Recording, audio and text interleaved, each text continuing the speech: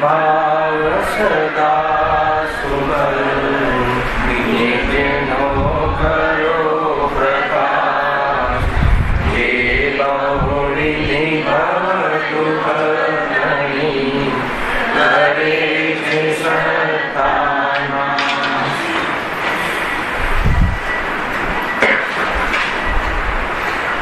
आज श्री मोक्ष मार्ग प्रकाशक ग्रंथ से ત્રીજા અધિકાર ઉપર આપણે સ્વાધ્યાય ચાલી રહ્યું. બીજા અધિકારનું નામ હતું સંસાર અવસ્થા, ત્રીજા અધિકારનું નામ છે સંસાર દુઃખ. બંનેનો થોડો તફાવત ખ્યાલમાં આવવો જોઈએ. બીજા અધિકારમાં રોગનું નિદાન કરાવ્યું કે સંસારમાં કર્મના ઉદયમાં કેવી કેવી જાતિની અવસ્થાઓ થાય છે. જેમ કે એક વૈદ્ય નાડી જોઈને લક્ષણ બતાવે છે રોગના. તમને માથું દુખે છે, તમને એસિડિટી થતી હશે, તમને આ થતું હશે, આ બધા રોગ છે. અને એ રોગનું કારણ કોણ છે કે તમારી બેપરવાહી, લાપરવાહી, પ્રમાદ, જીવનની લાઈફસ્ટાઈલ ખોટી છે, જે પણ વોટેવર એમ કરીને એનું કારણ બતાવે છે અને એના કારણે દુઃખ થાય છે.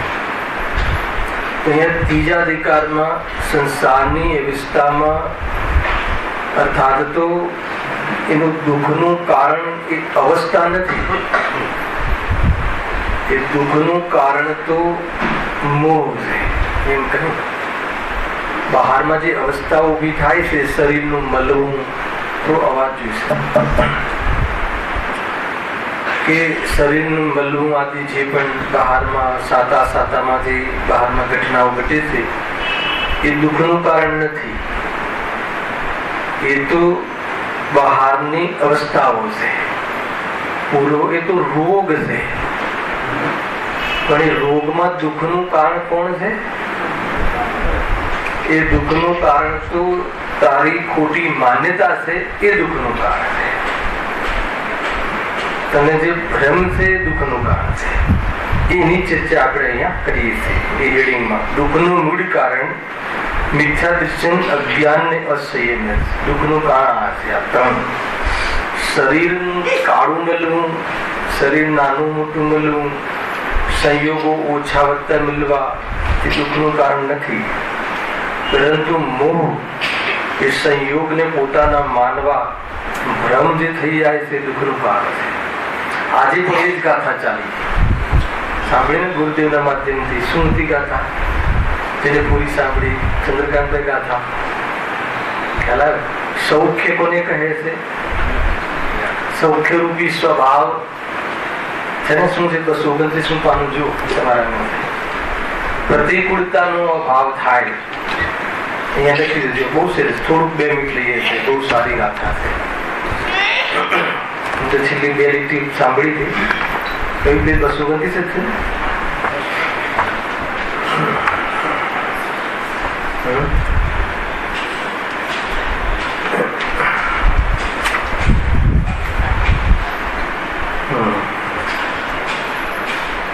સૌખ્ય, સુખનું કારણ કોણ છે? સૌખ્ય, સુખ, સાચું સુખ, અતિન્દ્રિય સુખ, એનું કારણ કોણ છે? અહીંયા લખ્યું પ્રતિકૂળતાનો અભાવ. સાંભળી બહુ સુંદર. ત્રણ સ્ટેપમાં આપણો આખો વિષય આવી હશે. અહીંયાનો સુખ, સુખી થવું છે ને, દુઃખનો અભાવ કર્યો છે તો સુખનું કારણ સૌખ્ય, સુખનું કારણ કોણ છે? પ્રતિકૂળતાનો અભાવ. તો વિકલ્પ આવ્યો દિલીપભાઈ કે એક બાજુ તો કહો છે કે કોઈ વસ્તુ પ્રતિકૂળ ને અનુકૂળ તો છે નહીં, અને અહીંયા તો કહો છે કે પ્રતિકૂળતા મટી જાય, પ્રતિકૂળતાનો નાશ થઈ જાય તો જીવ સુખી થઈ જાય. બરાબર ને? તો બતાવો પ્રફુલભાઈ, પ્રતિકૂળતા એટલે શું? અહીંયા પ્રતિકૂળતા લીધું છે. દુઃખનું કારણ પ્રતિકૂળતા થઈ ને નવીનભાઈ, સીધી વાત એ થઈ ને આનો કે દુઃખનું કારણ પ્રતિકૂળતા. અગર જો સૌખ્ય સુખની પ્રાપ્તિ કરવી હોય તો સૌખ્યનું કારણ સ્વભાવની પ્રતિકૂળતાનો અભાવ છે. 2-3 વાર બોલું તમને ખુલાસો થઈ જશે. ખ્યાલ આવે કે નહીં? કઈ પ્રતિકૂળતાનો અભાવ આનંદભાઈ? ખ્યાલ આવે? તો દુઃખનું કારણ પ્રતિકૂળતા છે. અહીંયા એમ કહે છે આચાર્ય, દુઃખનું કારણ પ્રતિકૂળતા છે. તો કઈ પ્રતિકૂળતા? પ્રતિકૂળતાનું શું લેવું? બહારમાં અનુકૂળ સંયોગો, પ્રતિકૂળ સંયોગો. તો કહે છે કે અનુકૂળ પ્રતિકૂળ તો છે નહીં. અરે બહારમાં જે પણ સંયોગો મળે છે એમાં જે સ્વભાવથી વિરુદ્ધ જે ભાવ છે, મોહ રાગ દ્વેષ, એ પ્રતિકૂળતા છે. સ્વભાવના સુખની પ્રાપ્તિ કરવી હોય, સાચા સુખની પ્રાપ્તિ કરવી હોય તો સ્વભાવથી વિરુદ્ધ જે ભાવ છે એ મટાડી દે. અર્થાત તો મોહ રાગ દ્વેષ પ્રતિકૂળ ભાવ છે. સુખ માટે પ્રતિકૂળ કોણ છે? સુખ માટે પ્રતિકૂળ હાર્ટ એટેક છે કે સુખ માટે પ્રતિકૂળ એ એટેક મને આવ્યો એવું માનવું, એ ભાવ પ્રતિકૂળ છે. સમજો? આખી વાત આખો પોઈન્ટ પકડી લો. એ ચાલે છે ને સંસાર અવસ્થા. બહારમાં કર્મની અવસ્થાઓ થઈ, જે પણ કઈ થઈ, એ કોઈ દુઃખનું કારણ નથી. પરંતુ સ્વભાવને પ્રતિકૂળ કોણ છે? સ્વભાવમાં જવામાં રોકે કોણ છે? સ્વભાવથી દૂર કોણ રાખે છે? જો સ્વભાવથી દૂર શરીર રાખતું હોત તો અરિહંત કેવલી એને અનંત સુખની પ્રાપ્તિ ન કરી હોત. કેમ કે એમને પણ શરીર તો છે. ખ્યાલ આવે છે કે નહીં? તો કોઈ કહે કે ભાઈ અહીંયા પ્રતિકૂળતા શબ્દમાં એ કહ્યું કે પ્રતિકૂળતા, આ પ્રતિકૂળતાનો બી જોરદાર અર્થ કર્યો છે. એટલી સુંદર ગાથા છે. જો આગળ લઈએ. પછી કહ્યું આત્માનો સ્વભાવ શું છે? વ્યક્તિ અને દર્શન. જાણવું દેખવું એ આત્માનો સ્વભાવ છે. લક્ષણની મુખ્યતાથી કહ્યું જાણવું એ આત્માનો સ્વભાવ છે, પણ ખરેખર આત્મા તો આવી અનંત શક્તિઓનો પુંજ છે. જ્ઞાયક ભાવ જેને કહે છે એને એ વાસ્તવમાં આત્મા છે. એ ખરેખર મારું સ્વરૂપ છે. બરાબર છે? પરંતુ એક લક્ષણને ઊભું કર્યું કે એની જે પ્રતિનિધિત્વ કરવા વાળું લક્ષણ ધ્યાન દર્શન, જાણવું દેખવું એ આત્માનો સ્વભાવ છે. તો પછી પ્રતિકૂળતા કેવી રીતે જન્મી? પ્રતિકૂળતાનો શું અર્થ કરે? ત્રીજી લીટી વાંચો. જો તે બંનેને એટલે કોને? જ્ઞાન દર્શનને, જાણવા દેખવાના સ્વભાવને એક શબ્દમાં કહેવું હોય તો ઉપયોગને, વિભાગ કરીને કહેવું હોય તો જ્ઞાન દર્શનને. ભાવવાહી સમજવું હોય તો જાણવાની પ્રવૃત્તિમાં. જાણવાનો વ્યવસાય તો દરેક ચીજે થાય છે. જાણવાનો વ્યવસાય એ તો આત્માનો સ્વભાવ છે. એ કોઈ દોષ નથી. તો દોષ ક્યાં આવ્યો? પ્રતિકૂળતા ક્યાં પેદા થઈ? જુઓ, તે બંનેને વિષય પ્રતિબંધ હોવો તે પ્રતિકૂળતા. હવે આનો અર્થ કાઢવો જોઈએ. ગુરુદેવ ખોલ્યો બી હશે. કોઈને ખ્યાલ હોય તો બતાવો, નહીં તો આપણે ચર્ચા થોડી 2 મિનિટ કરીને આગળ વધીશ. બહુ સુંદર અર્થ નીકળે છે. તે બંનેને આજે હતો આ વિષય કહેવાના પછીનો વિષય. તે બંનેને વિષય પ્રતિબંધ હોવો તે અર્થ બી કરે છે ફૂટનોટમાં. વિષયમાં રૂકાવટ અર્થાત મર્યાદિતપણું, દર્શન અને ધ્યાનના વિષયમાં મર્યાદિતપણું હોવું તે સ્વભાવની પ્રતિકૂળતા છે. આ તો તમને હિન્ટ આપી. ખરેખર શું છે? પ્રતિબંધ શું છે? વિષય શું છે અને પ્રતિબંધ શું છે? એનો અર્થ ખોલો. વિષય તો પદાર્થો છે. જ્ઞાનમાં કયા વિષયો જે બન્યા એ વિષય પર પદાર્થ. જ્ઞાનમાં મકાન વિષય બન્યો, જ્ઞાનમાં શરીર વિષય બન્યો, પણ છે જ્ઞાનની પ્રવૃત્તિ, પણ એ વિષય બન્યો ને.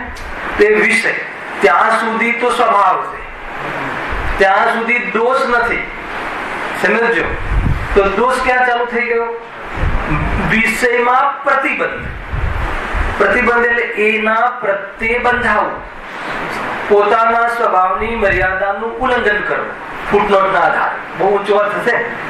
પ્રતિબંધ, તેના પ્રત્યે બંધાયો. કઈ રીતે બંધાયો? કે આ નહીં વિભાવવાહી કહો, શ્રદ્ધા જ્ઞાન ચારિત્ર નહીં, વિભાવવાહી. ત્યાં એ પ્રતિબિંબ પદાર્થ પ્રત્યે કઈ રીતે બંધાયો? આ પદાર્થ મને લાભદાયી છે. ખરેખર શું થયું હતું ત્યાં? જાણવા રૂપ. આત્માનો સ્વભાવ શું હતો? જાણવાનો. કોનો? અજ્ઞાનીનો કે જ્ઞાનીનો? અને આત્મા માત્રનો. આ રીતે વર્તે છે જાણવા રૂપે. પણ જાણવામાં જે વિષય અને જ્ઞેય બને છે એ વિષયમાં એમાં પ્રતિબંધ, એના પ્રત્યે એવો બંધાય છે, કમિટમેન્ટ કરે છે કે હું તને સાચવીશ, હું તારી રક્ષા કરીશ, હું સુરક્ષા કરીશ. આવી ગયું ને? આ પ્રતિબંધ કરે છે એ. તો એ શું થઈ ગયું? સ્વભાવમાં જવા માટે તારી આ અપલક્ષણ, તારી આ કુટેવ સ્વભાવમાં જવા માટે પ્રતિકૂળ છે. પ્રતિકૂળ કોણ બન્યું? શરીર પ્રતિકૂળ બન્યું કે શરીર પ્રત્યે મેં કમિટમેન્ટ કર્યું એ પ્રતિકૂળ બન્યું કે શરીર મારા જ્ઞાનમાં ઝલક્યું એ પ્રવૃત્તિ પ્રતિકૂળ બની? પ્રતિકૂળ શું બની? બહુ ઊંચી વાત છે. આટલો મોટો અર્થ થાય છે આનો. ચંદ્રકાંત પકડમાં આવે છે ગાથાઓ આ રીતે ગુરુદેવે તો બહુ ખોલ્યો છે, હે ને? પણ એમાં એનો જે સાર આ હવે તમે ફરીથી ગાથા લગાવજો કાલે, તમને અનુસંધાન એટલું જોરદાર એમાં ટ્યુનિંગ મળશે ને, એ મળશે. કઈ કઈ ભૂલ થઈ? જો વસ્તુ ત્યાં ને ત્યાં જ છે અને એમાં ભૂલ કેવી થઈ જાય છે? સ્વભાવ તો ત્યાં છે જ. સ્વભાવ તો ક્યારે બી પેટ નથી હોતો. હવે સ્વભાવ જો ઉજાગર ન થતો હોત, જાગતો જીવ ઉભો ના હોત તો દેખાત જ નહીં, અનુભવમાં જ ના આવત. 18મી તો ગાથામાં કહે છે કે અનુભવમાં આવી જ રહ્યું છે આ બાલ ગોપાલ સૌને. પર્યાગત યોગ્યતા છે. પુરુષાર્થ શું છે? એ પુરુષાર્થ, ખોટો પુરુષાર્થ શું થઈ જાય છે? સ્વભાવનો અનાદર કરે છે. શું અનાદર કર્યો? વિષયો પ્રત્યે પ્રતિબંધ કર્યો એ અનાદર કર્યો કે વિષયોને જાણ્યા એ અનાદર કર્યો? બંને. અરે વિષયોને જાણ્યા એ તો સ્વભાવ છે. વ્યક્તિ અને દર્શન તો આત્માનો સ્વભાવ છે અને એ સ્વભાવમાં વિષયોનું જાણવું એ તો એનો સ્વભાવ છે, એની યોગ્યતા છે, વાનગી છે. પરંતુ એ સ્વભાવમાં એ વિષયો જે ઝલક્યા એમાં જોડે રાગ મિશ્રિત જ્ઞાન હોવાના કારણે આખો વિષય છે પાછળ, હે ને? એને વજન આવી જાય છે રાગ પર ને પદાર્થ પર. શું કરે છે? બંધાય છે. કોણ બાંધે છે? એને પદાર્થ બાંધે છે. નિમિત્ત તરીકે દર્શન મૂલ્ય કર્મનો ઉદય અને ઉપાદાન તરીકે પોતાની અવળાઈ. ખ્યાલ કે નહીં? આ રીતે છે. શું બંધાયો? બંધાયો કે નહીં? ભાઈ આ તો જો આપણે કેવી રીતે બંધાઈએ? તમારી વાત બધી સાચી ભાઈ. આત્મા અમર છે, આત્મા અનાદિ અનંત છે, આત્મા જ્ઞાન સ્વભાવી છે, આત્મામાં જ સુખ છે. આ રીતે કહે તમારી વાત બધી સાચી. પણ એને હમણાં જ લગ્ન થયા છે, નાના બાળકો છે, હે ને? એનું શું? એનું શું? તો આ પ્રતિબંધ, કુટુંબ પ્રતિબંધ. એનું શું? હે ને? અરે હમણાં જ મતલબ કે ગામડેથી દેશમાં આવ્યા, ગામડેથી બોમ્બે આવ્યા છે, હમણાં જ લાઈન મળી છે, જસ્ટ હમણાં જ મૂડી લગાવી છે, એ પણ વ્યાજેથી લાવીને ઇન્સ્ટોલમેન્ટ બધા ભરવાના છે. એનું શું? ચલ્યું કે ભગવાન તમારી પાસે આનો કોઈ જવાબ હોય તો કહો. આમ કહે મંદિરમાં આવીને, શું ગજબ બુદ્ધિ છે આની ખોટી. ખ્યાલ કે નહીં?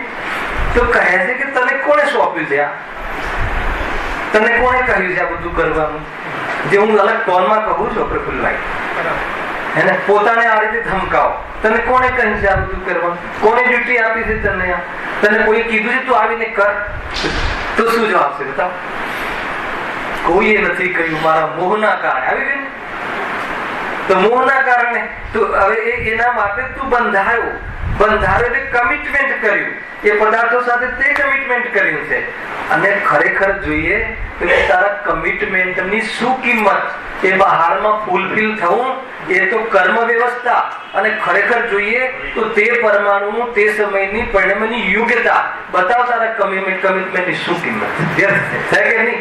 આ બલના આધાર ઉપર સ્વરૂપમાં જવાશે તો નહીં જવાય. ખ્યાલ? હવે શું પ્રતિબંધ કરે છે? આપણે બંધાયા છીએ, એનાથી શું થશે? આ લખ્યું ને ચૈતન્ય સ્વભાવની જે સૌખ્યનું કારણ તો સ્વભાવની પ્રતિકૂળતાનો અભાવ. એટલે જ્યાં સુધી આ પ્રતિકૂળતાનો સદભાવ હશે, જ્યાં સુધી આવી જાતિના અંદરમાં મનોગત કલ્પનાઓ હશે, ત્યાં સુધી શું નુકસાન થશે? સુખ મળશે ખરું? નિભાવી શકશે ખરો? એ નિભાવીને આનંદમાં આવી શકશે ખરો? કદાચિત એ અનુકૂળ બધું થઈ જાય તો સુખી થઈ જશે ખરો? તમે મૂકજો એના પ્રશ્નો. તો કહે છે કે એ પ્રતિબંધથી તો એ પ્રતિકૂળતા છે, એના કારણે સ્વભાવમાં જવાની પ્રતિકૂળતા છે. આ કહ્યું સ્વભાવમાં જવાની પ્રતિકૂળતા છે એટલે સ્વભાવ સુંદર છે, સ્વભાવ અકર્તા છે. કોઈનું કરવું પડે, તું કરી શકતો નથી એ વાતમાં દમ નથી. કોઈનું કરવું પડે એવું છે જ નહીં સ્વરૂપ. કોનું કરવું પડે જીતુભાઈ? કોનું કરવું પડે? કોઈ પદાર્થ અધૂરો હોય, કોઈ પદાર્થ હીણો હોય, કોઈ પદાર્થ નપુંસક હોય, કોઈ પદાર્થમાં સામર્થ્ય ના હોય તો એ પદાર્થનું આપણે બધા ભેગા થઈને મદદ કરીએ તો બરાબર છે, હે ને? જિનેન્દ્ર કથિત વસ્તુ વ્યવસ્થામાં ભગવંતોએ એક પણ પદાર્થને દ્રવ્ય ગુણ પર્યાય યુક્ત પદાર્થોને ગુણ રહિત જોયો હોય કે પોતાના પ્રયોજનભૂત કાર્ય રહિત જોયો હોય કે પોતાના અનંત અસાધારણ સામાન્ય ગુણ રહિત જોયો હોય તો બતાવો. નથી જોયો તો પછી હવે તું ભગવાન થી મોટો છે. ખ્યાલ આવે કે નહીં? મતલબ કે ભગવાન ખોટા છે. જ્યારે કોઈ પદાર્થમાં ગુણોની અધુરાશ નથી, કોઈ પદાર્થમાં એક ગુણ નહીં, એક સમયમાં અનંત ગુણની અનંતી પર્યાયો થવામાં કોઈ કારણની જરૂર નથી. તો તું એનું કરે અને તું એની રક્ષા કરે અને એ તારી રક્ષા કરે તો તે તને અને એને ગુરુદેવ પ્રોજનસારમાં કહે છે સ્વયંભૂ વાળી ગાથામાં, એક સમયની પર્યાય સ્વયંભૂ છે, એને હું કરું એમ તું માને તો તને અને એને બંનેને તે નપુંસક માને.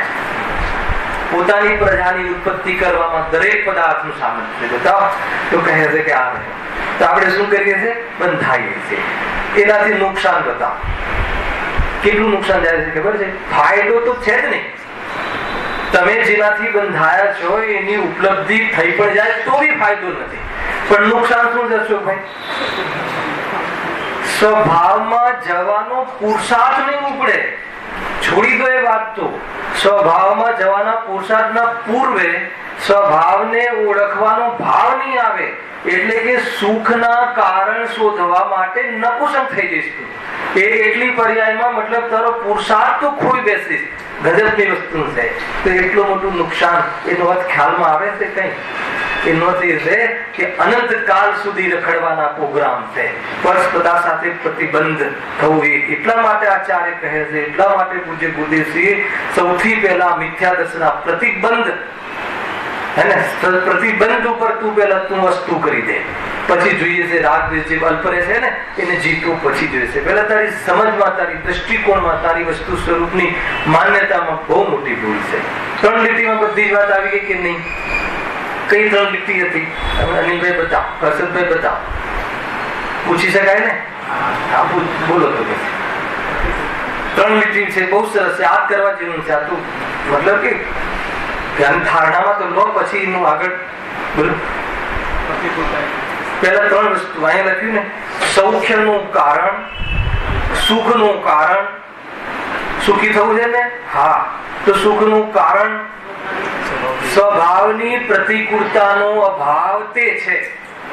સ્વભાવની પ્રતિકૂળતાનો અભાવ થઈ જાય તો એને સુખનું કારણ, તો એને સુખ પ્રાપ્ત થાય છે. તો આનંદભાઈ કહે છે કે મેં તો કઈ કરી રહ્યા છીએ. દીકરો પ્રતિકૂળ છે, શરીર પ્રતિકૂળ છે, તમે પ્રતિકૂળતાનો અભાવ કરવા તો મથીએ છીએ. ખ્યાલ આવ્યો કે નહીં? આમાંથી એ ભાવ નીકળે છે. ભાઈ નિરંજનભાઈ ને શું નામ? હા, સમીર. સોરી. ખ્યાલ આવ્યો કે નહીં? બતાવો સમીરભાઈ. હે ને તમારો ભાણી જે છે ને, બે એમનો તો કેટલો અભ્યાસ છે. જયતીબેન એ જ ને, જોરદાર અભ્યાસ છે. આવા બધા સવાલો કરે છે પણ ફોન કરીને શું થાય, આનું શું થાય, આનું શું થાય, આનું શું થાય. બતાવો સૌખ્યનું કારણ, સુખનું કારણ શું છે? આ એકાંતે સમજવા જેવું છે. સુખનું કારણ પ્રતિકૂળતાનો અભાવ છે. પ્રતિકૂળતાનો અભાવ થાય એ જ સુખનું કારણ છે. તો આપણને એવું લાગે કે આપણે સાચા માર્ગમાં છીએ, કેમ કે આપણને પણ જે પ્રતિકૂળતાઓ છે ને સંસારમાં એનો અભાવ કરવા અમે પ્રયાસ કરીએ છીએ. કઈ પ્રતિકૂળતા છે ને કેવી રીતે અભાવ કરવો છે બતાવો. હે ને? અને આવડો નાનો છોકરો દીકરો છે ને તમારો, બહુ ધમ કરે છે ને, તો એને શાંત પાડવો છે. કોઈ હોય તો બતાવો, બહુ પ્રતિકૂળતા છે, શામાં સ્વાધ્યાય નથી કરવા દેતો. તમારા પ્રવચનમાં આવું તો હોય છે, પરંતુ હલાવે કે નહીં એ રીતે. તો હવે એનો ઉપાય અમે એ જ ઉપાય કરી રહ્યા છે. તમે કહો છો આચાર્ય જે કહ્યું છે એ જ કરી રહ્યા છે. તો કહે છે કે આચાર્ય સૌ પહેલા કહ્યું છે કે કોઈ પદાર્થ પ્રતિકૂળ અનુકૂળ નથી. તો પછી અહીંયા પ્રતિકૂળતાનો અર્થ બીજો લીધો. વચ્ચે એક લીટી નાખી. કઈ લીટી નાખી? કે આત્માનો સ્વભાવ તો પેલા સ્વભાવને સુરક્ષિત બતાવી દીધો. આત્માનો સ્વભાવ તો વ્યક્તિ અને દર્શન છે. લખી છે અંદર પ્રફુલભાઈ? હા, આત્માનો સ્વભાવ તો જાણવું દેખવું છે. દરેક આત્માનો સ્વભાવ એટલે જાણવા દેખવાની ક્રિયા એ તો સ્વભાવ છે. હવે શું જાણવું, શું જાણવાની ક્રિયા સ્વભાવ છે. અરે જે પણ કોઈ જ્ઞાનમાં, તો જ્ઞાનમાં જે પણ કોઈ ધ્યેય બને એ તો સ્વભાવગત ક્રિયા છે. એમાં કોઈ દોષ નથી, ત્યાં સુધી કોઈ નુકસાન નથી. પણ એ જાણવાની ક્રિયા જે છે એ આત્માની છે ને એમાં જે પદાર્થો જણાય છે ત્યાં શું કરે છે? પ્રતિકૂળતાની ત્રીજી વ્યાખ્યા, ત્રીજી લીટીમાં શું આપી છે? શાનો પ્રતિબંધ? વિષય પ્રતિબંધ તે પ્રતિકૂળતા છે. આ વિષય પ્રતિબંધ કેવી રીતે થયો? વિષય પ્રતિબંધ કેવી રીતે થયો એનું વિશ્લેષણ કરો. આપણે રોજ કરીએ છીએ જ કહેવાનું છે, શાસ્ત્રમાં નથી જોવાનું. એને શાસ્ત્રમાં જોઈને બોલવાનું હોત તો બરાબર છે. આપણે રોજ કરીએ છીએ, આપણને શું થાય? રોજ શું થાય છે? જ્ઞાન થાય છે કે નથી થતું? જ્ઞાન ના થતું હોય તો કહો. તો કે જડ થઈ ગયું. જ્ઞાન તો થાય છે. શું જ્ઞાન થાય છે? બધું જ્ઞાન થાય છે. આ શરીર જણાય છે, શરીરમાં રોગ થયો જણાય છે, રૂપિયા આવે જણાય છે, રૂપિયા જાય જણાય, બધું જણાય છે. હે? હવે મતલબ કે ઘરમાં લગ્ન થયા તો પત્ની આવી, દીકરાના લગ્ન થયા તો વહુ આવી, બધું જણાય. તમને શું થયું? જણાય છે. તમને થાય જણાય છે ત્યાં સુધી એ તમે છો. એ તમારું, એ તમારી હદ છે. પછી એ હદનું ઉલ્લંઘન કરવાનું ચાલુ કરો કે કરીએ છીએ? શું કરીએ છીએ? એમાં બંધાઈએ છીએ. કોઈ વાંધો નહીં બેટા, મેં હું ના, બસ વાત પતી ગઈ. મેં હું ના, આમ છે પપ્પા, આમ છે ને, બધું ધંધો ચાલતું નથી, કોઈ ચિંતા નહીં, મેં હું ના, તું ક્યાં કરોગી? એ બંધાયો નથી. એ બંધાયો જાણવા રૂપે ન રહ્યો, અને જે જણાવ્યું ને હું બધું જ કરીશ, ચિંતા નહીં કર. હે ને? તું પણ જોડા, બધાની સાથે લઈને સમગ્ર રૂપથી આ સંસારના કાર્ય કરે છે. એટલે આ બધા જીવો અહીંયા બધા જોવા મળે છે. તો એ બંધાયો, પ્રતિબંધાયો, એના પ્રત્યે બંધાયો એટલે કમિટમેન્ટ કર્યું. આ તમે યાદ રાખજો, આ કરાવ્યું. તો એને શું થઈ ગયું? એનાથી શું થશે? આ ભૂલ થઈ. હવે સંસાર અહીંયાથી પ્રારંભ થયો. અહીંયાથી પ્રારંભ થયો એટલે આવું માન્યું ત્યાંથી પ્રારંભ થયો. આવું ક્યાંથી માન્યું છે? તો સંસારનો પ્રારંભ ક્યાંથી છે અને એનો અંત થઈ શકે કે નહીં? આ પ્રતિકૂળતાનો અભાવ કરીએ તો સુખ થાય. આ પ્રતિકૂળતાનો અભાવ નથી કરતા તો શું થાય છે? સુખ માટે કોણ સુખ નથી થતું એના માટે કોણ જવાબદાર છે? હું વિષયોમાં પ્રતિબંધ કરું છું. કુટુંબ પ્રતિબંધ, વિષય પ્રતિબંધ, ગેય પ્રતિબંધ, અને એના પ્રત્યે હું જે બંધાયો છું. અને એને લઈને શું થાય છે? અરે એ આખા મતલબ કે એનો સંકલ્પ કરે દિવાળી ઉપર. કે અમે જયારે ભણતા ને દિલીપભાઈ, ત્યારે 9 વર્ષ પૂરું થાય એટલે સ્કૂલમાં જઈએ ને, એટલે આપણે ટીચર પૂછે નવા વર્ષના સંકલ્પો શું છે. એટલે ખ્યાલ હવે નવું મિથ્યાત્વ કર્યું છે. હવે ખ્યાલ આવે.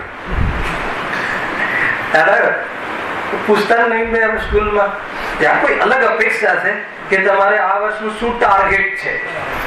વેપારી મંડળ મળે તો ચલો માર્ચમાં પૂછે. હવે પેલા દિવાળી એન્ડિંગ હતું, માર્ચમાં ઠીક છે, આ વર્ષ 10 કરોડ નું નફો થયો. વોટ નેક્સ્ટ યરમાં શું ટાર્ગેટ છે? એટલે શું ખ્યાલ આવે? આ બધા મિથ્યાત્વના પ્રકાર છે. આ બધા મિથ્યાત્વના લક્ષણ છે. ટાર્ગેટ એટલે હું 10 કરોડ કમાવ્યો હતો, હવે 20 કરોડ કમાવીશ. એને શું કમિટ કર્યું? અને 20 કરોડ કમાતા કમિટમેન્ટ કરતા પહેલા આયુષ્ય સમાપ્ત થઈ જાય છે. તો એ કમિટમેન્ટ કરવાની આદત બીજા ભાવમાં બી ચાલુ રાખે છે. ખ્યાલ કે નહીં? આ છે કેટલો અન્યાય કરે છે કોની સાથે? અરે આદત તો લઈને જ આવે છે ને. આપણે આ ભાવમાં નવી આદત છે કે આ તો અનાદિની આદત છે કમિટ કરવાની? ખ્યાલ આવે કે નહીં? એ રીતે છે. કૂતરા બિલાડામાં જાય તો પોતાના બાળકોની રક્ષા કરવાનો ભાવ કરે છે. તો આ રીતે ચાલે છે આનો સંસાર. બંધાવું. અચ્છા, પ્રશ્ન એ હતો કે આ પ્રતિબંધ જે છે એ પ્રતિકૂળ છે સ્વભાવમાં જવા માટે. વિશ્વનું એક પરમાણુ પણ તારા સમ્યક જ્ઞાનમાં આડે નથી આવતું. એક પરમાણુ કોઈ અવસ્થા આડે આવે છે તો તારો આ સ્વભાવથી પ્રતિકૂળ ભાવ, સ્વભાવ તો જાણવાનો છે પણ તે કરવાનો સ્વભાવ માની લીધો. એ પ્રતિકૂળતા. સ્વભાવ કયો હતો? જાણવાનો, પણ તે શું માની લીધો? કરવાનો. સ્વભાવથી વિરુદ્ધ જે વિભાવ તે ઉભો કર્યો છે, મોક્ષના પક્ષમાં તે ઉભો કરેલો વિભાવ, મોક્ષના વિરોધ પક્ષમાં તું બેઠો છે, એટલા માટે નથી. તો કરવાનું શું છે? હવે શું કરવાનું છે? કોઈ પદાર્થમાં પ્રતિકૂળતા તો હતી નહીં, ભાવ પ્રતિકૂળ હતા. એ ભાવ આપણે કમિટમેન્ટ હતા. તો કમિટમેન્ટ નહીં કરવું. કઈ રીતે નહીં કરવું? બોલીને નહીં કરવું. હા, આજથી હું કોઈનું નહીં કરું. તો નહીં કરવું વાળું કમિટમેન્ટ આવી ગયું. જીવ કેવો ફસાય છે. અરે કરું નહીં કરું બે વાત છે નહીં, કરવાનું કઈ હોતું જ નથી. એટલે છેલ્લે ગુરુદેવ એક શબ્દમાં કહે છે કે જ્ઞાતા દ્રષ્ટા રહે તો કાર્ય થાય. થાય એનો અર્થ સીધો આ છે. એ છે ને, એ બી કહું છે, ત્યાં ફૂટનોટમાં લખ્યું છે. એટલે બે રીતે છે ને કે એક તો મર્યાદાનું ઉલ્લંઘન, આ બી એક કન્સેપ્ટ છે. અને અહીંયા લખ્યું છે તો એ જ લખ્યું છે કે વિષયમાં રૂકાવટ, અથવા બે લખ્યા જો, વિષયમાં રૂકાવટ અર્થાત મર્યાદિતપણું. દર્શન અને જ્ઞાનના વિષયમાં મર્યાદિતપણું હોવું તે સ્વભાવની પ્રતિકૂળતા છે. હવે શું લીધું મર્યાદામાં? શું લીધું ગુરુદેવશ્રી?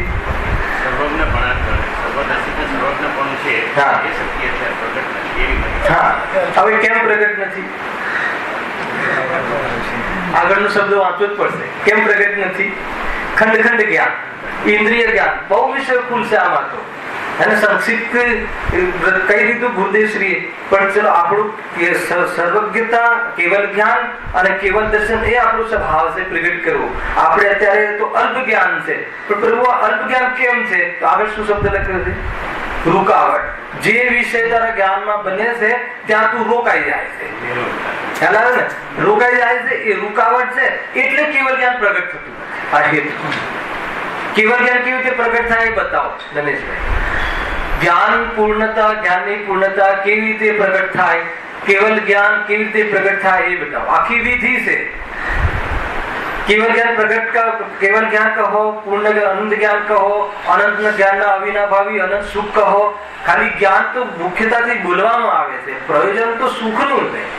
ખરેખર તો જ્ઞાનની પૂર્ણતામાં આપણને રસ નથી આવતો. ખરેખર તો આનંદ કહીએ ને એટલે જ્ઞાનાનંદ સ્વભાવી. ખ્યાલ આવ્યો કે નહીં? જ્ઞાનાનંદ સ્વભાવી. તો કેવલ જ્ઞાની નો અર્થ ખબર છે? કેવલ જ્ઞાની એટલે અનંત સુખી. હા, અનંત સુખી. તો બતાવો કેવલ જ્ઞાન કેવી રીતે પ્રગટ થાય? કેવલ જ્ઞાન પ્રગટ એને થાય છે કે જે સુખી થઈ જાય છે અથવા તો સ્વરૂપમાં લીન થઈ જાય છે. કેવલ જ્ઞાન જ્યાં સુધી સ્વરૂપમાં લીન નહીં થાય ત્યાં સુધી કેવલ જ્ઞાન પ્રગટ નહીં થાય. આ પ્રૂફ છે. બતાવો કેવલ જ્ઞાન કયા ગુણસ્થાનમાં પ્રગટ થાય? 13મા ગુણસ્થાનમાં. અને પૂર્ણ સ્થિરતા, ભાવ અપેક્ષાએ પૂર્ણ સુખ કયા ગુણસ્થાનમાં પ્રગટ થાય? 12મા ગુણસ્થાનમાં. ભાવ અપેક્ષાએ પૂર્ણ સુખી થઈ જાય છે. 12મા ગુણસ્થાનમાં જીવ પહેલા સંપૂર્ણ મોહનો ભાવ થઈ જાય છે, પછી કેવલ જ્ઞાન થાય. એટલે પહેલા સંપૂર્ણ લીન થઈ જાય છે, પછી કેવલ જ્ઞાન થાય. એટલે તારું આ જે મર્યાદિત જ્ઞાન છે એ જ્ઞાનમાં જ્ઞાયકને જોઈને લીન થઈ જાય તો કેવલ જ્ઞાન થાય. અને એની જો અલ્પ મર્યાદામાં ઘેઓમાં ફસાઈશ, ઘેઓમાં ઘેલુપ્ત જ્ઞાન થઈ જશે તો કહે છે કે રૂકાવટ આવશે, સ્વરૂપમાં લીન નહીં થાય, કેવલ જ્ઞાન નહીં આવે. તમે કોઈ બી રીતે કહો એનું પ્રૂવ આ રીતે ખ્યાલ આવે છે કે નહીં? સ્વરૂપમાં લીનતા થયા વગર કેવલ જ્ઞાન કેવી રીતે આવે? એ રીતે છે. એટલે 3 શબ્દમાં જે આપણો વિષય ચાલે છે એની ચર્ચા અહીંયા કરી છે. એટલા માટે મને વિકલ્પ આવ્યો. ખ્યાલ આવે? દુઃખનું કારણ કોણ છે? આપણો જે વિષય ચાલે છે એ જ વિષય છે. બધે એક જ વિષય છે, અલગ અલગ શૈલીથી એનું નિરૂપણ છે. દુઃખનું કારણ એક શબ્દમાં કહેવું હોય તો કેવી રીતે કહેવાય? એક શબ્દમાં કહેવું હોય તો સ્વભાવમાં ન જવાથી જીવ દુઃખી છે. એક શબ્દમાં કહેવું. પછી એનો વિસ્તાર કરવો હોય તો સ્વભાવમાં નથી જતો તો ક્યાં જાય છે? ખ્યાલ આવ્યો કે નહીં? તો ક્યાં રહે છે? તો આ કમિટમેન્ટ, ગોરખ ધંધા. ખ્યાલ કે નહીં? શું વાત કરો છો? અમે ગોરખ ધંધા કરીએ, સ્વરૂપમાં ન જાય એ ક્યાં રહે? બહાર જ રહે ને. તો બહાર રહીને શું કરે? બહાર રહીને આત્મનો અનુભવ કરે. ખ્યાલ કે નહીં? બહાર રહીને શું કરે? ઉપયોગ જે બહાર જાય, સ્વરૂપમાં ન રહેતા, સ્વરૂપને ન ઓળખતા, સ્વરૂપની શ્રદ્ધા ન હોવાના કારણે, સ્વરૂપનો પરિચય ન હોવાના કારણે, અને કેવું છે સ્વરૂપ? કેવું છે સ્વરૂપ? કે પ્રતિકાલી સ્વરૂપ છે, પરિપૂર્ણ સ્વરૂપ છે. એ જે જેટલા બધા જે કાળ પરમાત્મા ને કાળ સુપર જે તમારે જેટલી બી ચર્ચાઓ આવે છે, બધું સ્વરૂપની હોતી વાત છે. એનો પરિચય નહીં, એનો વિશ્વાસ નહીં, એને કદાચ જાણવામાં આવી જાય પણ એનો ભરોસો નહીં, એનું સન્મુખતા નહીં, તો એને લઈને શું થાય છે? પર પદાર્થોમાં પર તરીકે નહીં, પણ એને પોતાનું સ્વરૂપ માને છે, અતત્વનું સિદ્ધાંત કરે છે, અને એને લઈને જીવ શું કરે છે? ત્યાં સંપૂર્ણ સમર્પણ જ્ઞાન આદિનું કરીને દુઃખી થાય છે. અજ્ઞાન આદિ એની ચર્ચા અહીંયા છે. એમાં આપણે પહેલી ચર્ચા સમ્યક મિથ્યા દર્શનની થઈ ચૂકી છે. જો વાંચી લઉં છું. સર્વ દુઃખોનું મૂળ કારણ મિથ્યા દર્શન, અજ્ઞાન અને અસંયમ છે. દર્શન મોહના ઉદયથી થયેલા અતત્વ સિદ્ધાંત મિથ્યા દર્શન છે. બરાબર છે? એમાં કેટલી વાત આવી? દર્શન મોહનો ઉદય અને અતત્વ સિદ્ધાંત. ખ્યાલ આવ્યો? દર્શન મોહનો ઉદય એ કર્મની ઓરથી વાત છે, અને અતત્વ સિદ્ધાંત એનું નામ મિથ્યા દર્શન. તો એ તો બતાવો કે મિથ્યા દર્શનમાં થાય શું? એટલું જોરદાર આ પંડિતજીની શૈલી છે. પહેલા કહ્યું કે દર્શન મોહના ઉદયથી અતત્વ સિદ્ધાંત થવું એ મિથ્યા દર્શન છે. એના પહેલા શું કહ્યું ચિનુભાઈ? જોવું પડશે. એના પહેલા એ કહ્યું કે સર્વ દુઃખોનું કારણ મિથ્યા દર્શન છે. ખ્યાલ? તો મિથ્યા સર્વ દુઃખનું કારણ, મારે દુઃખ વટાવવા છે, તો દુઃખનું કારણ કોણ છે? મિથ્યા દર્શન. બતાવો પ્રભુ મિથ્યા દર્શન ક્યાં છે? તો કહે છે કે અતત્વ સિદ્ધાંત એ મિથ્યા દર્શન છે. તો બતાવો કે અતત્વ સિદ્ધાંત શું છે? કેમ કે મારે દુઃખના કારણને પકડવું છે. તમે આ લયથી જજો તો તમને હાથમાં આવી જશે. શું હાથમાં આવી જશે? સુખ. કેમ? કેમ કે દુઃખનું કારણ મળી જશે. દુઃખનું કારણ મળે પછી શું કરવાનું? એને જાણવાનું. ખ્યાલ આવે કે નાશ કરવા. નાશ કેવી રીતે થાય? દુઃખના કારણને જાણીને, કે દુઃખના કારણને જાણીને નિવૃત્ત થઈ જાય. ખ્યાલ આવે? અર્થાત તો દુઃખના કારણથી રહિત જે સુખનું કારણ છે એનો અનુભવ કરીને, એ પણ આત્મિક ગાથામાં. અંતમાં ગર્જના કરીને કહ્યું ને, નિરાકુરતાનું આખી વાત ગુરુદેવે કહી. બહુ સુંદર ચર્ચા હતી આત્મિક ગાથામાં. જો અતત્વ સિદ્ધાંત મિથ્યા દર્શન છે. તેનાથી મિથ્યા દર્શનની પ્રવૃત્તિ બતાવે. મિથ્યા દર્શન ક્યાં છે? તો કે તારા એક સમયની પર્યાયમાં મિથ્યા દર્શન ચાલી રહ્યું છે. કેવી રીતે ચાલી રહ્યું છે? તેનાથી વસ્તુ સ્વરૂપની યથાર્થ પ્રતીતિ ન થતા અન્યથા પ્રતીતિ થાય છે. ખ્યાલ આવ્યો? આટલે સુધી આપણે ચર્ચા થઈ હતી. આ 3 લીટી બરાબર ખ્યાલ આવવો જોઈએ. આ શું છે? મહારોગ છે. મહારોગ છે, અથવા મૂળમાં ભૂલ છે, અર્થાત મૂળ રોગ છે. આને લઈને પછી આગળ બધું પાપો ને આ બધું આ એની સેના છે. આ મૂળ સૂત્રધાર છે. ખ્યાલ આવે છે કે નહીં? એ રીતે છે. પ્રતીતિની વાત છે. તો આમાં કઈ રીતે લીધું હતું? અતત્વ સિદ્ધાંતમાં શું બેસાડ્યું હતું? અતત્વ સિદ્ધાંત. અતત્વ, તત્વ એટલે ભાવ, અ એટલે ન હોવો, તો જે ભાવ, તત્વ એટલે તદભાવ, તત્વ એટલે તે પદાર્થ અર્થનો ભાવ, અને એ અર્થનો ભાવ જે અર્થમાં ન હોય એનું નામ અતત્વ. એટલે અતત્વનો અર્થ કે તે મિથ્યા, અસત્ય, એનામાં નથી એ છતાં એનું કહેવું એ મિથ્યા, અને એનું સિદ્ધાંત કરવું. એનું સિદ્ધાંત કરવું એટલે શું? હા, આમ જ છે એવી પ્રતીતિ કરવી. આમ જ છે એવી પ્રતીતિ કરવી, આમ જ છે એવો ભરોસો રાખી અને જિંદગી વિતાવી. એનું નામ અહીંયા અતત્વ સિદ્ધાંત છે. એની ચર્ચા આપણે કાલે કરી હતી. આગળ સ્ટેપ વળી બીજું ચાલુ થાય છે. બીજું કારણ તો એક જ છે, પરંતુ એ કારણને કેવી રીતે આપણે યુઝ કરીએ છીએ. વળી એ મિથ્યા દર્શનના નિમિત્તથી સંયોગસ્વરૂપ જ્ઞાન છે તે અજ્ઞાન બની રહ્યું છે. તે જેથી વસ્તુ સ્વરૂપનું યથાર્થ પ્રકારે જાણવું ન થતા અન્યથા જ જાણવું થાય છે. બરાબર છે? આગળ શું કહ્યું? મિથ્યા શબ્દમાં અન્યથા પ્રતીતિ થાય છે. જે વસ્તુ જેવી છે એવી નથી માનતો. હવે આ જ્ઞાનમાં કયું જ્ઞાન? અહીંયા લખ્યું છે ક્ષયોક્ષમ રૂપ જ્ઞાન. જ્ઞાનાવરણીય કર્મના ક્ષયોક્ષમમાં થતો ઉઘાડ એ શું છે? એ મિથ્યા જ્ઞાન છે કે અજ્ઞાન છે? ફરીથી બહુ શાંતિથી વિચારીને જવાબ આપજો, ઉતાવળ નહીં. જ્ઞાનાવરણીય કર્મના ક્ષયોક્ષમના નિમિત્તમાં જે ઉઘાડ રૂપ ક્ષયોક્ષમનું જ્ઞાન થાય છે એ જ્ઞાન છે કે અજ્ઞાન છે? એ મિથ્યા જ્ઞાન છે કે અજ્ઞાન? એ તો જ્ઞાન છે. તો હવે અજ્ઞાન કેવી રીતે થયું? એ લખ્યું ને મિથ્યા દર્શનના નિમિત્તથી. એ શબ્દ લગાવો તો મિથ્યા દર્શનના નિમિત્ત એટલે શું? એટલે દર્શન મોહના ઉદયમાં જે જ્ઞાનનો ઉઘાડ છે એ વિષયોનો વ્યવસાય કરે, એ વિષયોને દ્રઢ કરે તો એ જ્ઞાન શું થઈ ગયું? અજ્ઞાન થઈ ગયું. ખ્યાલ આવ્યો? એ રીતે છે. કાલે બહુ લીધું હતું આનું પણ. અજ્ઞાનના કઈ પ્રકારે નિરૂપણ થાય છે? અજ્ઞાન તમે સમજો. એક તો અજ્ઞાન કોને કહેવાય? અજ્ઞાન. જેનામાં જ્ઞાન નથી તે અજ્ઞાન. એટલે જડને અજ્ઞાન કહેવાય છે. આ અજ્ઞાની છે કે જ્ઞાની છે? અને આપણે જ્ઞાની છે કે અજ્ઞાની? સાચવીને બોલજો. બોલો બેન, જ્ઞાની છો કે અજ્ઞાની? બોલો. કેમ કન્ફ્યુઝ થઈ ગયા? મેં ક્યાંથી પૂછ્યું છે તમને ખ્યાલ આવવો જોઈએ. તમારે 10 લક્ષણ પૂર્વમાં વિષય પણ ચાલ્યું છે કે કેવી રીતે સમયસર સાંભળવું. મેં કઈ અપેક્ષાથી પૂછ્યું? આમાં જ્ઞાન નથી, આમાં જ્ઞાન નથી એટલે આ અજ્ઞાની છે. જેનામાં જ્ઞાન ના હોય એને અજ્ઞાની કહે છે. બરાબર છે? તો પછી આપણે જ્ઞાની છીએ કે અજ્ઞાની? જ્ઞાની. સમ્યક જ્ઞાની કે મિથ્યા જ્ઞાની? એ વાત જુદી થઈ ગઈ. આ સ્વરૂપની વાત છે. આપણે જ્ઞાની છે. કેમ? જેનામાં જ્ઞાન હોય જ્ઞાની અને જેનામાં જ્ઞાન ના હોય અજ્ઞાની. એક તો અજ્ઞાન શબ્દ ત્યાં વપરાય છે. બરાબર છે? એક અજ્ઞાન શબ્દ ત્યાં વપરાય છે કે જે જાણવા રૂપે જે જ્ઞાન ખુલે છે. સાંભળજો બરાબર. તમે સમ્યક જ્ઞાનની પૂજા કરી હતી કે નહીં? પર્યુષણમાં 10 લક્ષણ પર્વમાં છેલ્લા 3 દિવસ સમ્યક દર્શન, સમ્યક જ્ઞાન, સમ્યક ચારિત્રની પૂજાઓ કરી હતી કે નથી કરી? કરી દીધું કરીએ છીએ ને આપણે છેલ્લે રત્નત્રયની પૂજા. તો સમ્યક જ્ઞાનની પૂજામાં પંચાચાર આવે છે ને? જ્ઞાનાચાર, વ્યંજનાચાર, 8 પંચાચાર ની જ્ઞાનના 8 પ્રકાર. હે હા, 8 પ્રકાર આવે છે ને?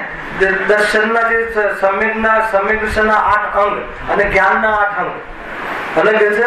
નિકંક્ષિત એ તો દર્શનના સમ્યક દર્શનના 8 અંગ.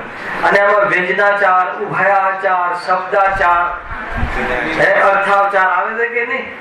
તો એ સંબંધી મતલબ કે તમે નમો હંતાણમ એનો ઉચ્ચાર ગલત બોલો, ખ્યાલ આવે છે કે નહીં? એનો એ સંબંધી જાણકારી ન હોવી, એ તો અર્થાત તો એને એ સંબંધી ખ્યાલ ન હોવો તો એનું નામ પણ અજ્ઞાન છે. પરંતુ એ અજ્ઞાન મિથ્યા જ્ઞાન નથી. તમે સમજો? ખ્યાલ આવે છે કે નહીં? એક રીતે ઔદૈક જ્ઞાન કહે. કર્મ જ્ઞાનાવરણીય કર્મના ઉદયમાં પદાર્થોનું જ્ઞાન ન થવું અર્થાત તો અપ્રયોજનભૂત પદાર્થોનું અન્યથા જ્ઞાન થવું. ખ્યાલ આવ્યો? હોય છે દોરી પણ કહે સાપ, તો એ સંબંધી જ્ઞાન ખોટું થયું કે સાચું થયું? તો ખોટું થયું ને. પણ એ જ્ઞાન મિથ્યા છે કે સમ્યક છે? તો કે સમ્યક દ્રષ્ટિ હોય તો જ્ઞાન સમ્યક છે. મિથ્યા દ્રષ્ટિ હોય તો એ જ્ઞાન, અરે મિથ્યા દ્રષ્ટિ હોય અને સાપને સાપ જાણે તો બી મિથ્યા છે. એ વિશે છે કે નહીં? એટલે અહીંયા જે વસ્તુ જેવી છે, અત્યારે માની લો કે આપણને આ કોઈ શ્લોક બોલીએ, કોઈ સંસ્કૃત બોલીએ તો એ બરાબર એ સંબંધી આપણને વ્યંજન ને એના સ્વર ને સંબંધી જ્ઞાન કે બોધ નથી. તમને ખ્યાલ આવે છે? તો છતાં આપણે એને ખોટું બોલીએ તો કયા કર્મનો બંધ પડે? બતાવો. કર્મ બંધાય, ન બંધાયું નથી. અને આપણને સંસ્કૃતનો બોધ નથી, છતાં આપણે માસ્ટરી બતાવીએ તો કયા કર્મનો બંધ પડે? બે પ્રશ્ન બદલાઈ ગયા. માસ્ટરી બતાવીએ તો દર્શન મોહની મિથ્યાત્વનો બંધ પડે, અને માસ્ટરી બતાવીએ તો મિથ્યાત્વનો બંધ પડે. અને જેટલો ગલત ઉચ્ચાર થાય છે અર્થાત તો એ સંબંધી ગલત બોધ થાય છે, ગલત જ્ઞાન થાય છે, એવા જ્ઞાનાવરણીય કર્મનો દોષ પડે. બે અલગ લીક છે.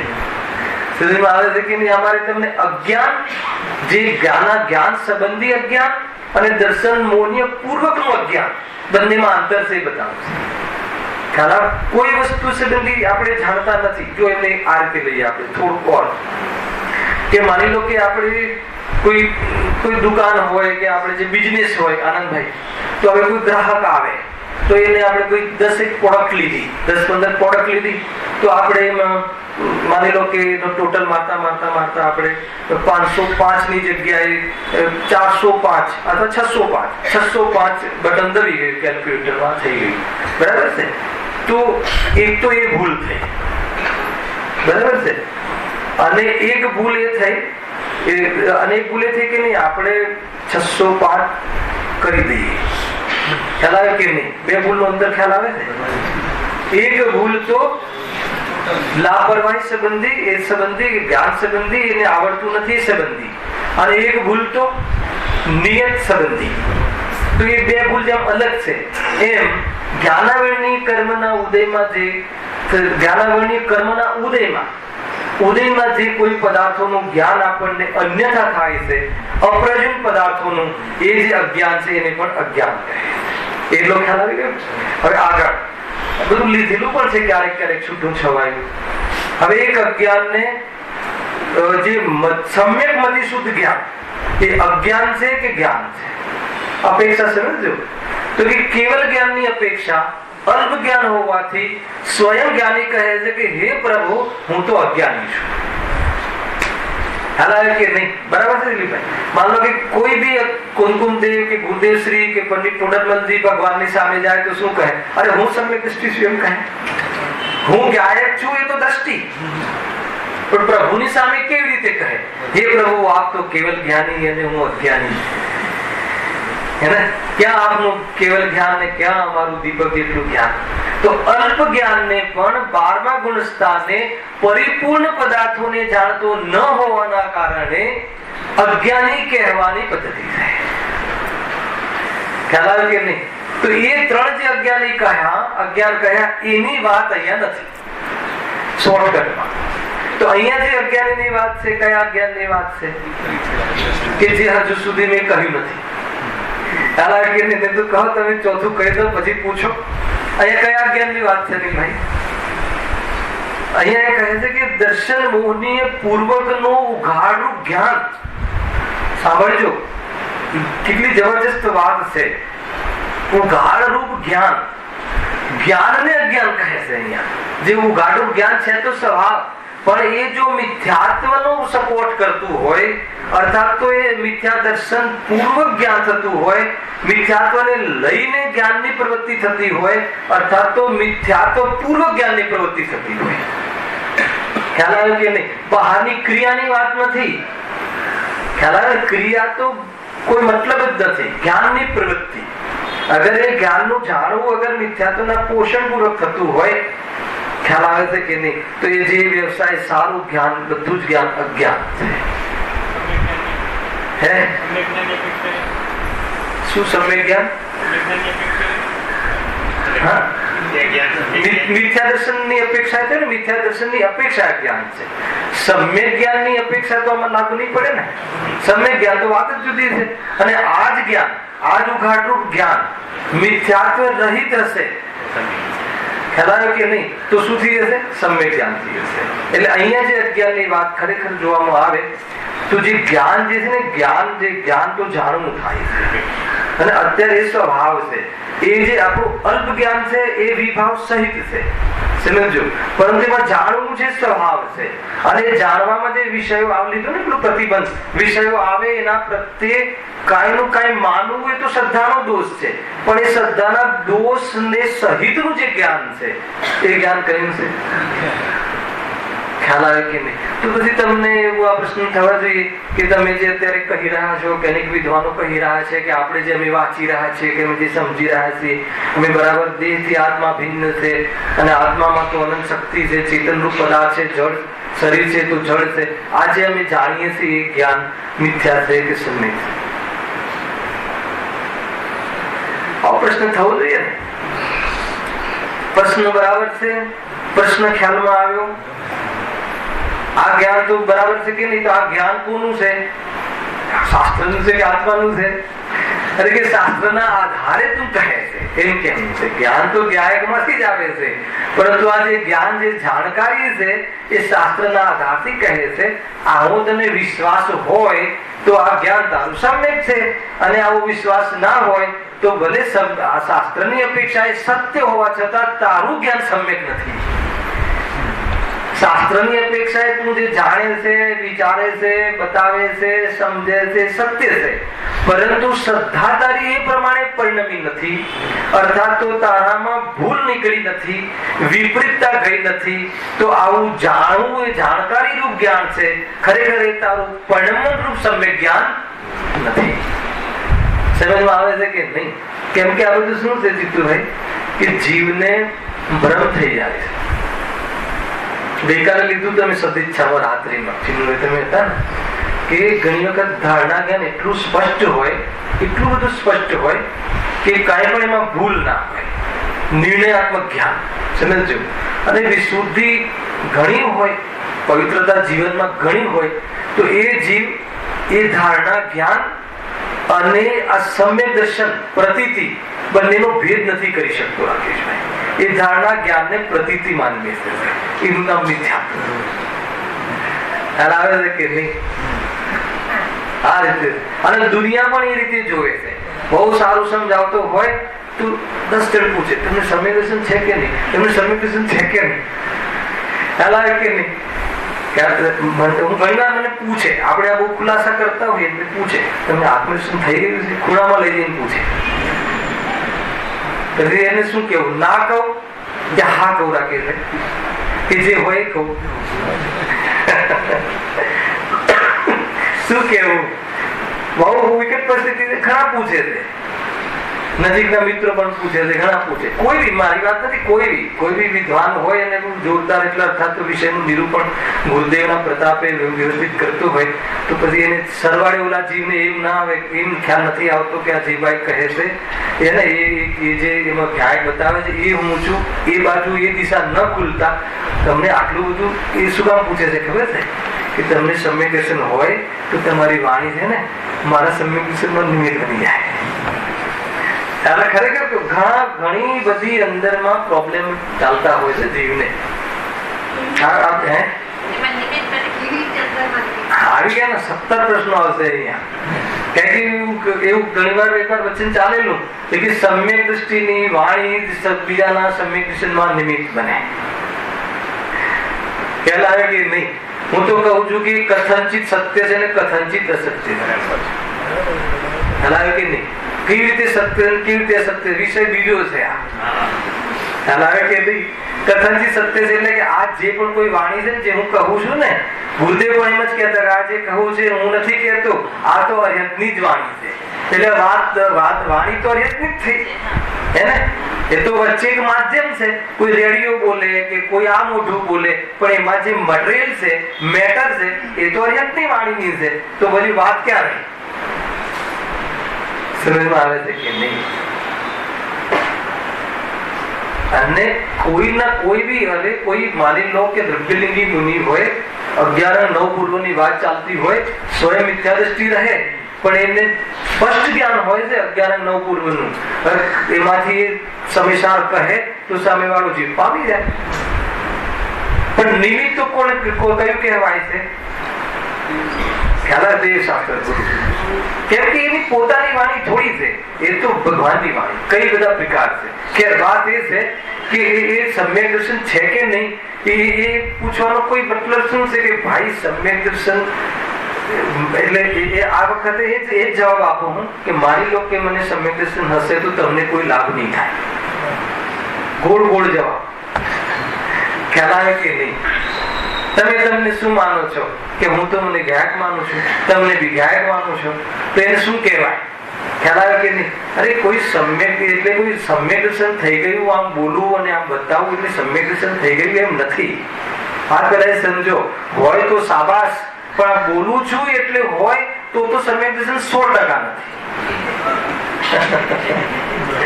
ખ્યાલ આવે કે નહીં? જોરદાર વાતો છે આ બધી. ફસાઈ જાય છે જીવ. અહીં વાત ક્યાંથી નીકળી, ક્યાંથી વાત આવી કે આપણે કોઈ જ્ઞાન જો બહારમાં આગળ અનુસાર સત્ય હોય તો શાબાશ, બહુ સારી વાત છે, બહુ જરૂરી છે. કેમ કે અગર જો નિર્ણયમાં જ જો ગોટાળો હશે તો નિર્ણયાત્મક જ્ઞાનમાં જે વસ્તુ ખ્યાલમાં આવી નહીં હોય તો શ્રદ્ધા કોની કરશે? એ અપેક્ષાએ સ્વાધ્યાય આદિને અહીંયા બિરદાવ્યું છે, ના નથી પાડી. પરંતુ કોઈને જાણકારી વિશેષ માત્ર ને જ કોઈ અંદરમાં એવી ભ્રમણા થઈ જાય અને બહુ બહુ બહુ ચાન્સ છે. અને ઘણા જીવોને બહારમાં નિવૃત્તિ માત્ર લીધી હોય તો સમ્યક દર્શનનો અહેસાસ કરે છે, જ્ઞાયકનો નહીં. એને મિથ્યા દર્શન કહેવાય કે સમ્યક દર્શન કહેવાય? ઘણા પોલ ખુલે એવા છે ભાઈ, આપણા પોલની વાત છે. હાલાવે કે નહીં, હું 4 દિવસ ફેક્ટરીમાં જતો હોઉં અને 5 ઇન્દ્રના વિષયને થોડી મર્યાદામાં લાવી દીધા હોય, પાત્રતામાં છે, ના નથી. પરંતુ એવી વિશુદ્ધિ બરાબર ચાલતી હોય, દુનિયા પણ સ્વાભાવિક છે, દુનિયા પણ ગુણગ્રાહી છે, બહારમાં ક્રોધ આદિ મંદ હોય તો દુનિયા એનું સન્માન કરે છે. એટલે એનો શું થઈ ગયો? ક્રોધાદિનો અભાવ થઈ જાય તો પૂજનીય થઈ જાય. એટલે ત્યાં પણ એ લોજિક છે, રાકેશભાઈ, ખ્યાલ આવે છે કે નહીં? પરંતુ જીવ જ્યાં છે ત્યાં આવી અવસ્થા વિશેષને સ્વયં હોય આ બધી ભૂમિકા, પરંતુ જીવ એને સમ્યક દર્શન માની લે છે, પોતાને જ્ઞાયક માનવાનું ભૂલી જાય છે. આ શું થયું? સ્વભાવની પ્રતિકૂળતા, પ્રતિબંધ થયો. સમ્યક દર્શનનો પ્રતિબંધ, એક સમયની પર્યાયનો પ્રતિબંધ. મારે સમ્યક દર્શન જોઈએ છે એ પણ એક પ્રતિબંધ છે. સમ્યક દર્શન કરવું હોય તો સમ્યક દર્શન જોઈએ છે એ વાત નથી. તું જ્ઞાયક છે, તું પરિપૂર્ણ છે, એનું નામ સમ્યક દર્શન છે.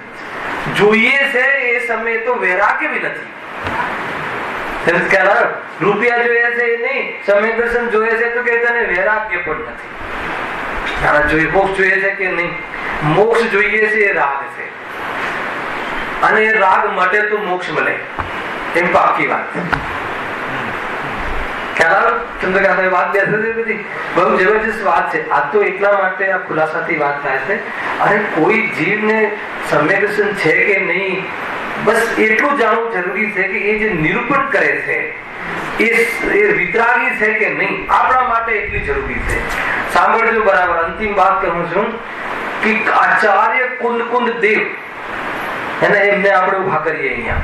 આચાર્ય કુંદ દેવ, એમનું શું કહેવાય, શું ભાવલિંગ, એમનું ભાવલિંગ આપણા સમ્યક દર્શનમાં નિમિત્ત નથી બનતું, એમનું વ્યવહારલિંગ આપણા સમ્યક દર્શનમાં નિમિત્ત બને. દિલીપભાઈ વિચાર કરજો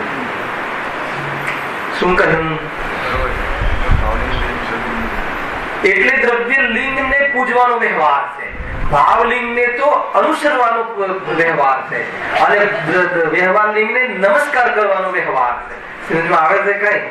એટલે વ્યવહાર લિંગ ની એટલી મોટી કિંમત છે. વ્યવહાર લિંગ એટલે શું? એમનું બાહ્ય જીવન, એમનું બાહ્ય નિરૂપણ, એમનું તત્વનું નિરૂપણ, એમનું ચિંતન મનન, જે આપણને ગાથાઓ લખી એ નિમિત્ત બને છે કે એમની વિતરાગતા નિમિત્ત બને છે?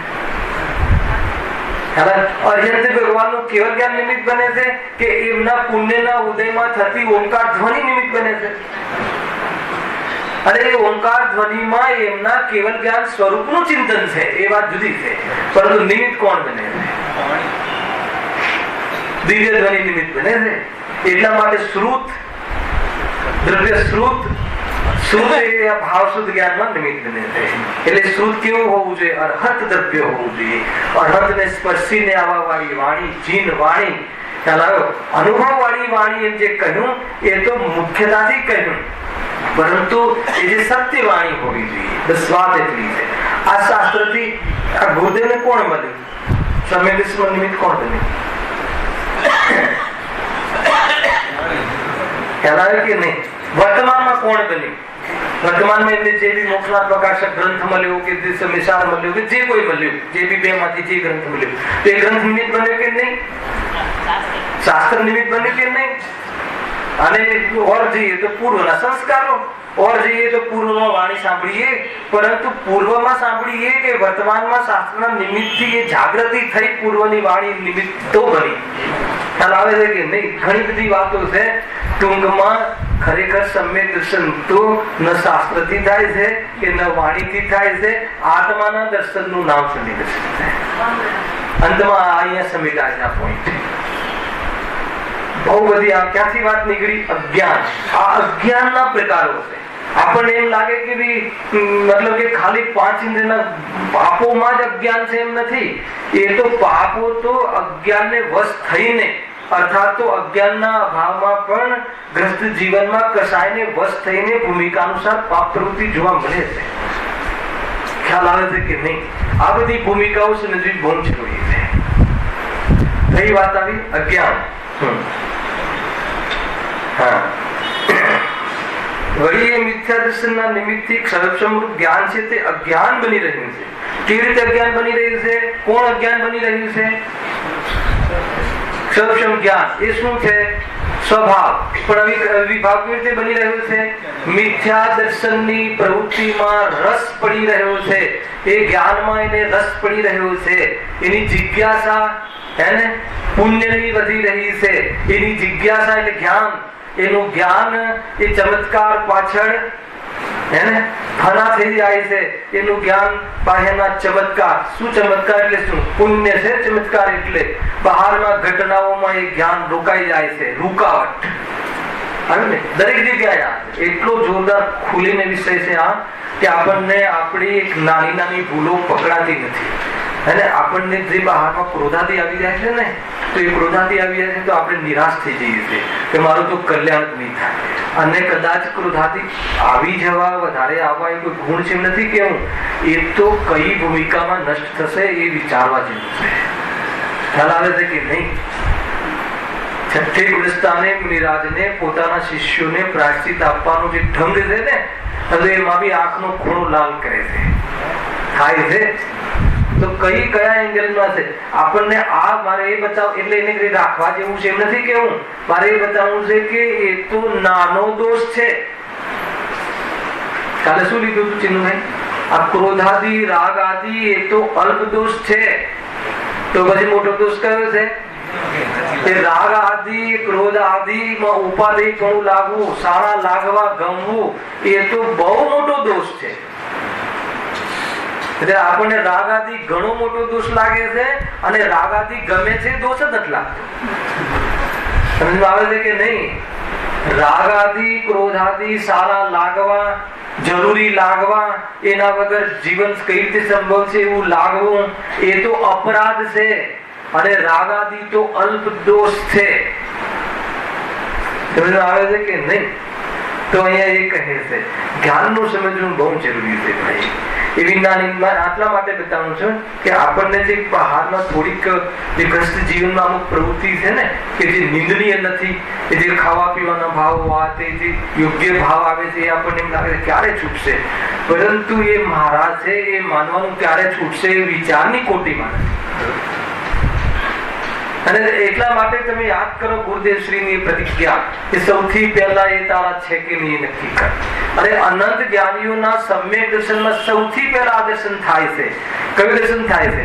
રાગ મટવાનું નામ સમ્યક દર્શન નથી. સાંભળજો, રાગ થવાનું નામ મિથ્યા દર્શન નથી.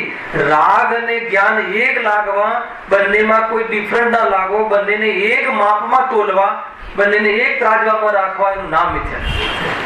સમજમાં આવે છે કે નહીં? જ્યાં સુધી એ બંનેનો ભેદ નહીં વર્તાય, એને રાગ અને જ્ઞાન જુદા છે. શોભાણીજી કહ્યું હતું એક જ સેકન્ડમાં. તો એ રાગ મટવો એ તો વિતરાગતા છે, અને રાગની દ્રષ્ટિ મટવી એ સમ્યક દર્શન છે, અને રાગની દ્રષ્ટિ રહેવી એ મિથ્યા દર્શન છે. અને આ બધા લોજિક છે, એના ખુલાસા નેક્સ્ટ ડે. સહજાનંદી શુદ્ધ